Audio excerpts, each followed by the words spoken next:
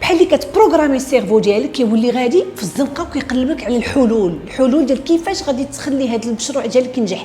بعض المرات كتلقى شي ميساج في شي راديو كتقول لي هذا والله الا هادشي اللي خص، كتقرا شي حاجه في شي مجله، كتلقى شي فورماسيون ولا شي كتاب اللي خاصك تقراه باش غادي في النموذج ديال لو بروجي ديالك، كتتلاقى مع الناس اللي كيحلوا لك البيبان، كيولي عندك دي مونطور.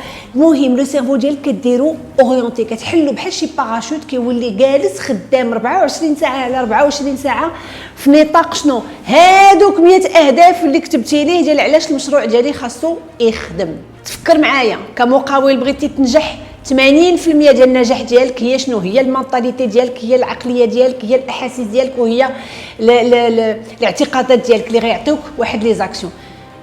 شتي معايا بما كيفاش غندير هذا المشروع؟ لا مونطاليتي والاستراتيجيه ديالك كتهبطها لتحت. علاش خاصني ننجح في هذا المشروع؟